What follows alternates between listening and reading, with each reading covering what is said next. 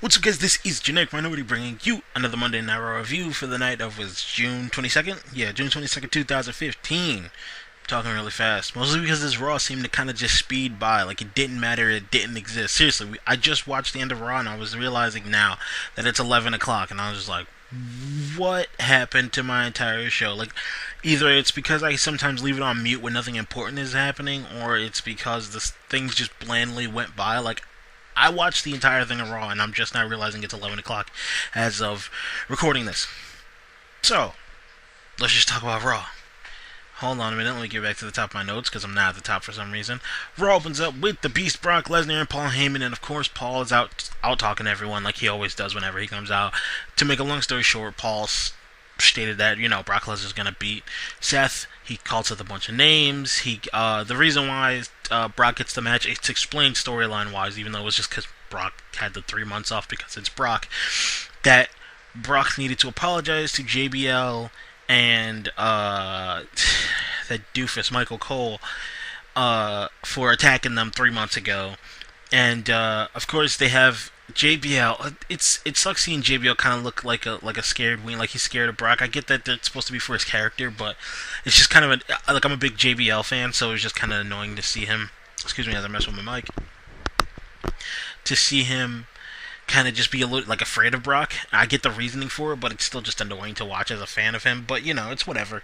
But of course, Michael has to be a huge wiener boy. Like Brock tries to do how, like, when you want to be buddy with people, you kind of give him a noogie and whatnot. He screams like a girl, which is hilarious. I hate Michael Cole, so that's a thing. But yeah, so Paul Heyman, he just comes in out, talks to everybody, and Brock looks intimidating with the weird, like, clearly he was somewhere like tropical, because he had, like, I don't know if he was somewhere sunny, or maybe it's just his face. I don't know. He had like what were like glasses marks on his face, and his face was like beet red, and his shoulders were kind of red. So he looked like he got sunburn from being somewhere tropical, and then came in with the sunglasses on. But it didn't look like that by the end of the show, or at least not as bad. But it was just weird to see him like that. I don't know. Like, he literally was fresh off the plane from like the Bahamas. It was weird. But yeah, Paul just says Brock Lesnar's gonna win the title. That's all you need to know. Next, we get the Idiot Fringe, Dean Ambrose versus not Cena interrupting Kane, Match interrupting Kane. If you're wondering why I call him Match interrupting Kane, if you've ever listened to Phaelus from That Guy with the Glasses or the Awesome Channel, Nostalgia Critic, Cinema Snob, Nostalgia Chick, Obscure Sloop, all those people, there is a movie called Lion and the King. No, not Lion King, Lion and the King. It's a budget title, and it was made by a very bad company. What is it? Phoenix, I believe, or is distributed by Phoenix. Phoenix and Midas were the two companies that distributed it. It's a really bad knockoff of The Lion King, and there's bits of it where a bear will just, like, in the middle of a scene, a bear will just be on screen for some reason, and Phaelus called it Scene Interrupting Bear. So I call him Match Interrupting Kane, because he constantly just comes out and interrupting matches, but in my head I imagine his face on a bear's body and Phaelus screaming Match Interrupting Kane. But whatever. Match Interrupting Kane versus the Idiot Fringe, Dean Ambrose. It's a typical Kane versus Dean match. I believe you've seen it before, but it's a typical match. Like, even if you've never seen it, it's how you expect it would be. Kane getting it's basic heel versus face kind of thing. Heel taking up, slowing the pace down and wearing down the face, and the face getting the upper hand before something janky happens. And that something janky was Seth Rollins coming out and distracting Dean, who he does eventually get the upper hand on Seth and Kane when he gets to the top rope, but a last minute distraction by Seth allows Kane to grab Dean, who's on the top rope, and deliver the absolute laziest. People who call Kevin Owens fat and lazy, and yes, I do still hear that from people from time to time, where I see it somewhere, like on WWE memes or on Twitter or something like that. People who call Kevin Owens lazy and fat clearly have never seen Kane's chokeslam from the top rope on Dean. I don't know if it was because he was trying to make it safer. I don't know if it was because he was tired. I don't know. But I've seen top rope chokeslams from Kane, and they have been a lot better. It just looked really bad. At least, maybe it was the camera angle. Let me not just immediately jump ship into bad-mouthing Kane, because I do like Kane, but he's just kind of one of those guys. He's a gatekeeper guy. An older dude who's gonna be there to, he's just always gonna be, with the same thing as like Big Show or Mark Henry and things like that. But Yeah, that was like a really bad choke slam. It was one of the worst. Uh, Next, and Seth comes out and saves him because this is what follows into the next thing. Seth is backstage being a little wiener boy trying to get Kane to be on his side to save him from Brock. And Kane is basically like, nah, girl, I don't want to save you. And that's pretty much the end of that. Like, Kane says, nah, girl. And Seth is really sad about it. Next, we get the Primetime Players versus the Ascension. Oh man, sorry. Even saying that name makes me fall asleep. Primetime Players versus the Ascension. Primetime Players win. That's literally all you need to know because the Ascension don't matter. Oh man, I keep falling asleep while I'm talking about it. Next, and weird and randomly, because it cuts to commercial after this, Sheamus' music hits because he's got a match with Roman Reigns, but it's right when the Primetime Players are celebrating, and they kind of say so, like they talk to them amongst themselves about it, and Sheamus doesn't acknowledge them at all. Maybe it's because they're black, I don't know. And it's just like it threw me off because it just randomly happened. So that's a thing. But yes, we do get Sheamus versus Roman Reigns next, and the match is it's once again it's the same thing as it's literally the same thing as Dean versus Kane. It's just your typical heel versus face match. Even after the bits that have been going on with Roman and Bray Wyatt with Roman, Bray Wyatt not actively threatening Roman's daughter, but showing that picture of him and her. It's not even like he's showing the picture. That's a little bit weird to me about this feud between Roman and Bray. He's showing the picture, and as of last week's SmackDown, the picture went from being pristine and perfect on Monday Night Raw to slightly crinkled and I think burned slightly around the edges. Like it's just like somebody, left it on the stove for too long. Not even like by a fire, just left it on the stove and it kind of crinkled up a little bit. It's a little bit janky now, as of Thursday Night SmackDown last week, and it's a picture of Roman having a tea party with his daughter, but it's from the commercial, so it's weird to me. Like I get the reasoning for it, so that Bray can mess with them by singing "I'm a Little Teapot," and he's supposed to make that creepy because in crappy modern day horror movies they pick songs that we love as kids and try to put them in. If you have like a creepy person or a threatening person say them, that automatically makes them creepy, like a 1-2 Freddy's coming for you type of nursery rhyme thing. But it's just weird because it's like it's a picture he clearly just like you can print offline. Like if he had a more personal picture of like Roman holding his daughter when she was a baby, I think this feud would be like a lot more like, say, Roman eventually they've still got like 4 weeks.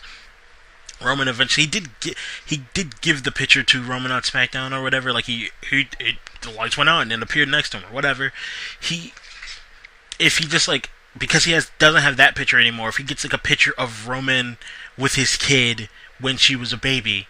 Like a young Roman, like without facial hair for some reason, and like no arm tattoo because he didn't have it back then, and he had that instead. I think the feud would mean so much more. Cause it's just weird. It just makes Bray seem just like a pedo, like he should be on Law and Order, as opposed to him being threatening to Roman as an opponent. Like, oh no, he's gonna go get my kid. It just seems like he's like, oh no, he's gonna be really creepy, and I'm gonna have to call, Stabler and Benson to have him locked up, and maybe Finn can interrogate him a little bit. Like it just seems like something very Law and Order-ish.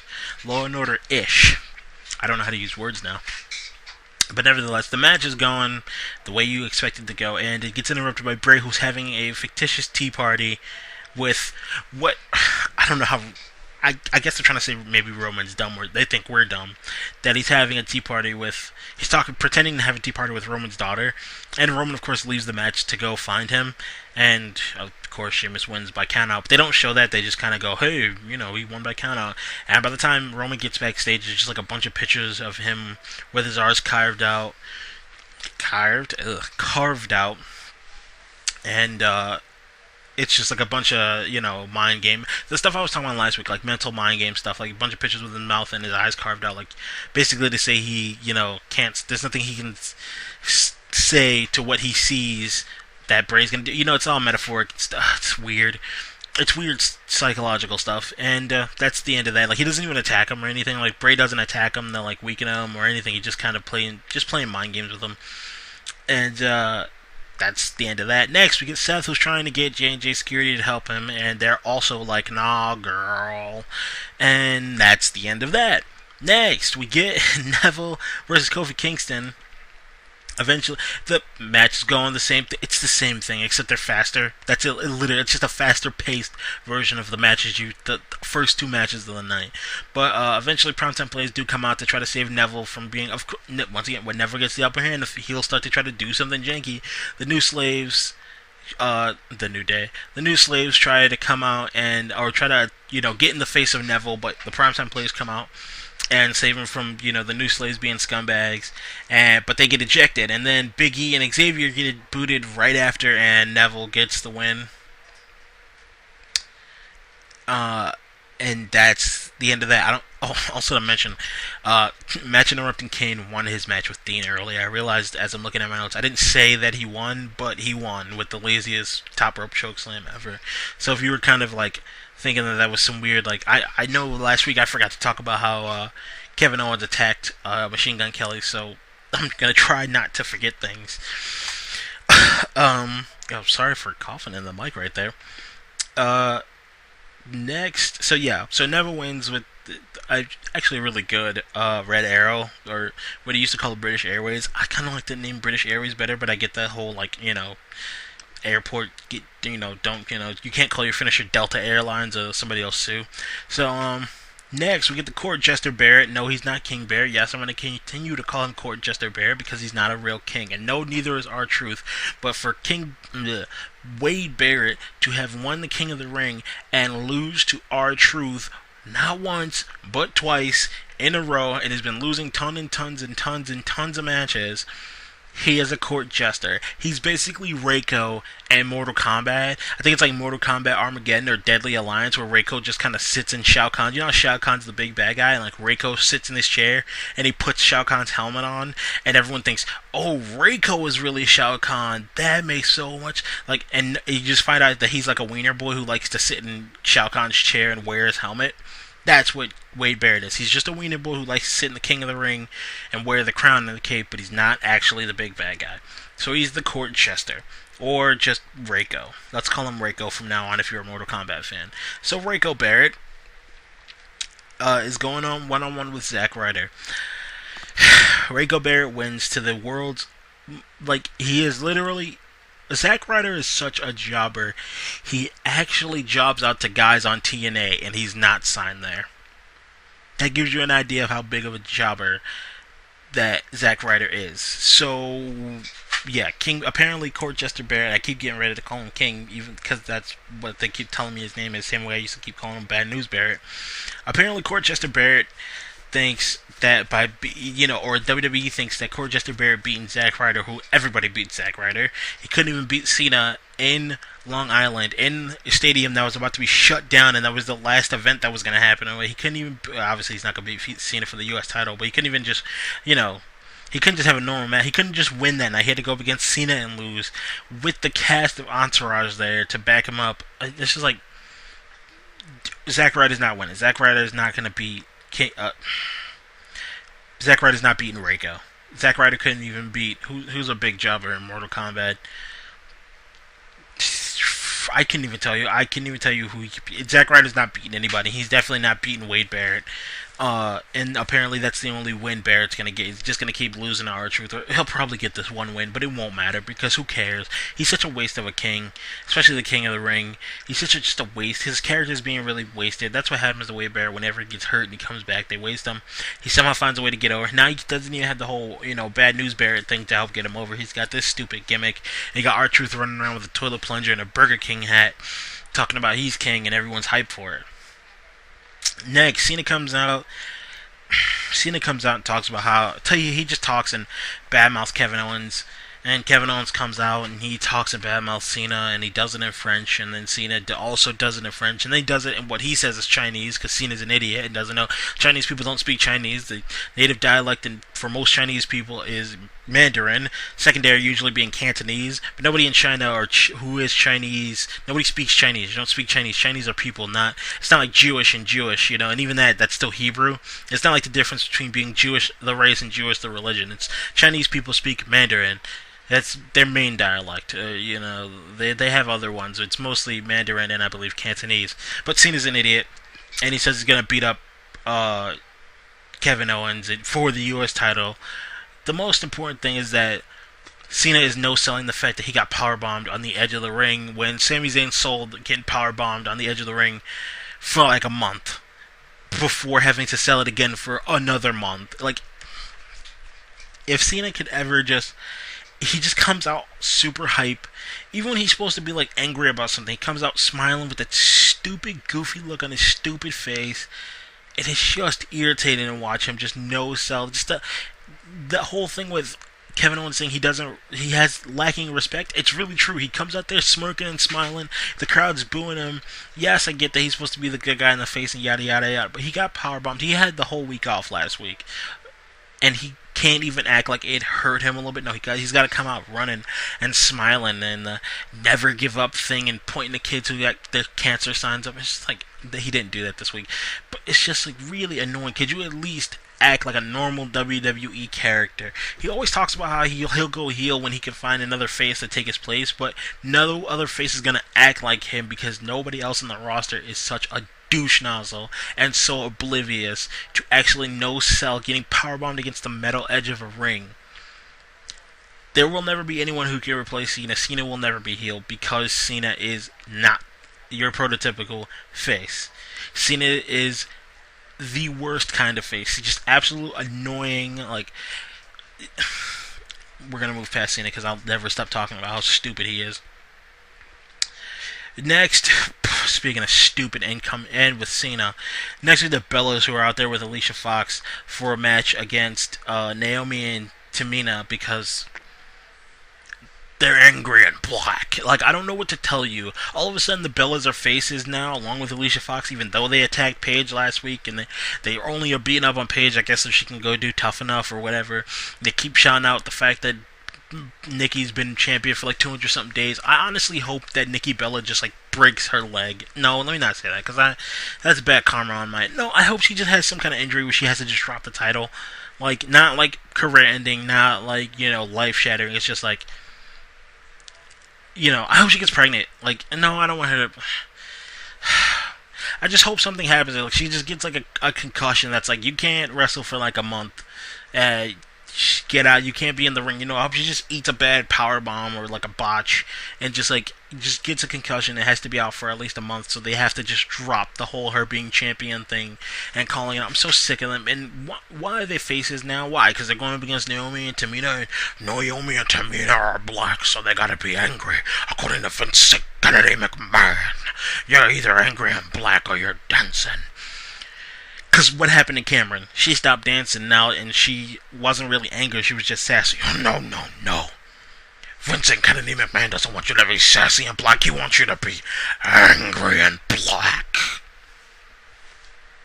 That's that. Because Naomi, when they do a fusion dance, because Naomi and Tamina are black, they gotta be angry and black, according to Vincent Kennedy McMahon.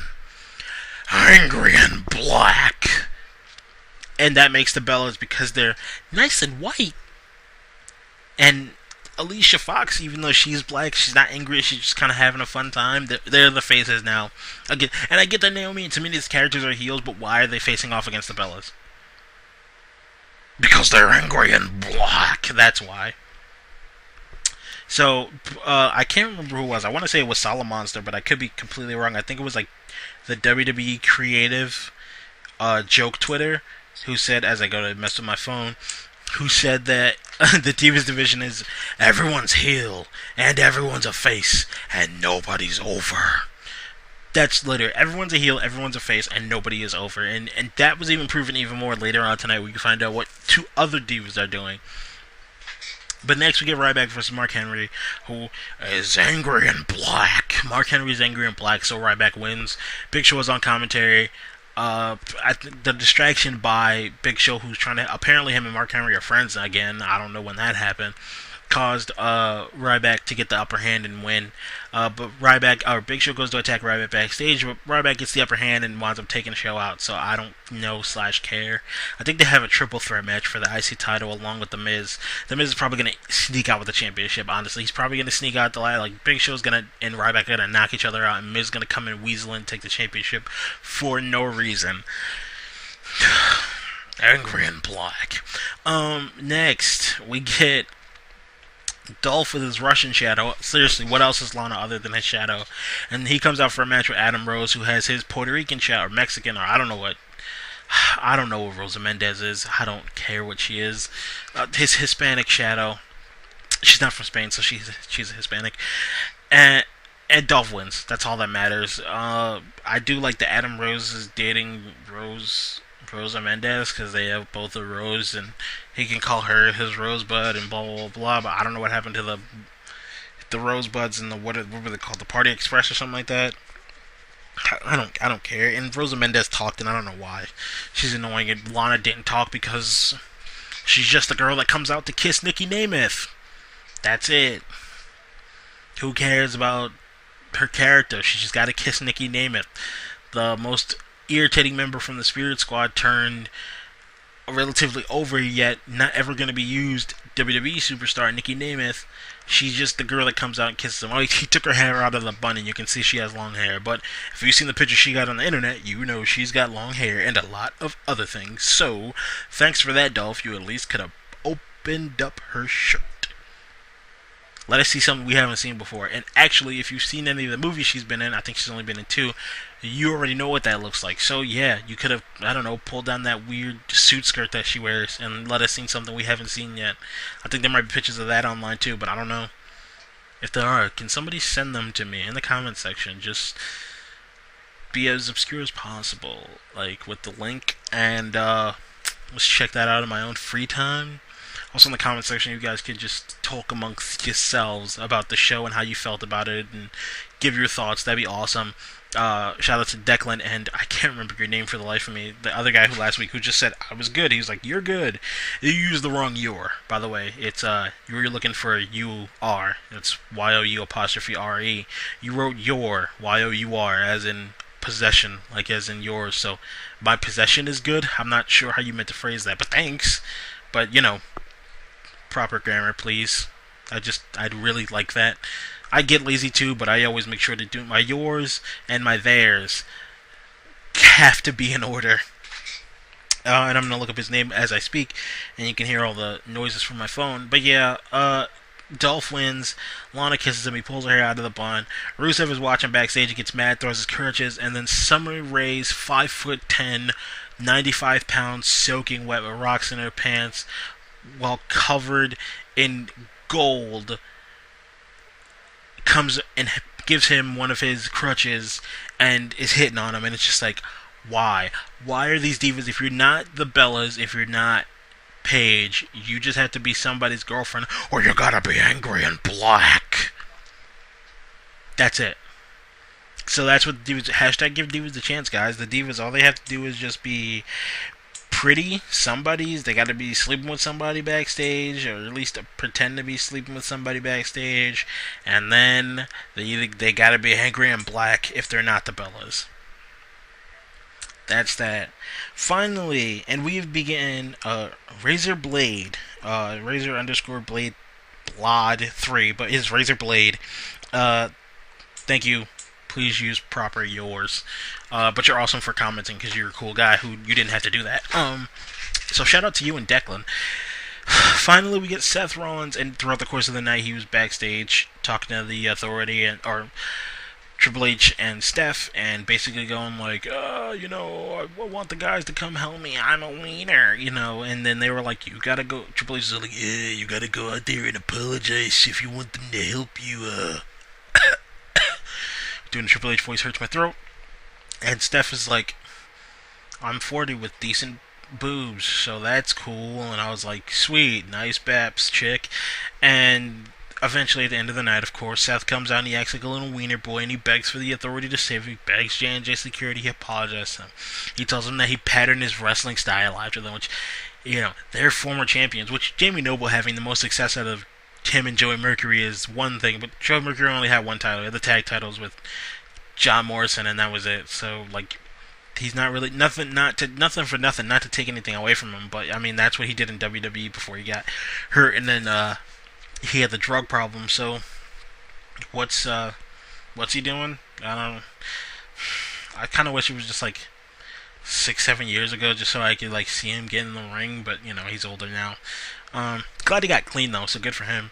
And of course, then Seth is like, Kane, you're my favorite wrestler of all time, and Kane looks at him like he's stupid, which gets interrupted by Brock Lesnar, who's coming to fight Seth, like he said he was gonna do. And of course, the Ginger Security and Kane look like they're gonna get ready to help him, and then they just ditch him, like they leave, and then Brock's about to come in the ring and attack Seth, but then they come in and save him because, I mean, if the Authority's not out there to help Seth in his match at what's the Battlegrounds, he's gonna get squashed. Like, it would never make any sense for him to survive in a match. He would be running during the entire match, which he's gonna do anyway, even with J&J Security and Kane and the Authority backing him. It's whatever. So yes, Kane and all of them try to attack Brock, but he quickly dispatches them and then proceeds to deliver three suplexes specifically to Seth Rollins. When he goes for the F5, he gets attacked by Kane. Eventually, he eats a chokeslam, and he does get back up, but they eventually start to work his left knee, and they take him out. And at the end of the night, you see that the Authority, Seth Rollins holding the title, are standing above a laid-out Brock Lesnar. Paul Heyman somehow disappeared within the middle of that scuff, but whatever. So, final thoughts on Raw. It was mediocre garbage. The only thing that was relatively interesting was the opening with Brock and the ending with Brock, but even that is just foreshadowing to what's going to be more annoyance. Raw just literally they sleptwalked through the entire thing. The entire show did not matter. Nothing other than Brock versus Seth and Cena versus what's that boy's name? Owens were the only two things that were built. There was no and Roman versus Bray, but even that still there was no Randy Orton. Him and Sheamus have a thing right now. None of that was built. There was no Randy Orton at all tonight, so that was weird. King Barrett doesn't matter. Chester Barrett doesn't matter. Him beating Zack Ryder. Big E and Xavier, like, primetime players versus New Day don't matter. No offense to Adrian Neville, but like, he really doesn't matter. He's just being the white guy in a feud with a bunch of black guys because nobody the primetime players are good guys and the New Day are positive, so they can't really be angry and black. And then they don't want them to be all black guys because, God forbid, 5 black guys hold the spotlight in the tag division. We gotta throw a white guy in there. Oh no, he's not all white. He's British. That's slightly different brand of white. Whatever. Vince Kinnick, man. The Ascension are boring, and the primetime players are not necessarily don't matter, but them facing the Ascension didn't matter because they're just going. It's just a win to pad their stats when they go to face the New Day. So it's just and nothing mattered. Dean versus Kane didn't matter. Like, there was no recompense with Dean. Nothing. Like, nothing mattered. The show was just sleptwalk through. Whoever wrote it was lazy and stupid because you got nothing happened and nothing mattered. And I get that you still got 4 more weeks. You got 5 weeks to build towards a pay-per-view. But you can't have last week and then drop down. You can't go down. It should be a gradual build towards what is going to be Battleground. And none of that happened. None of that happened.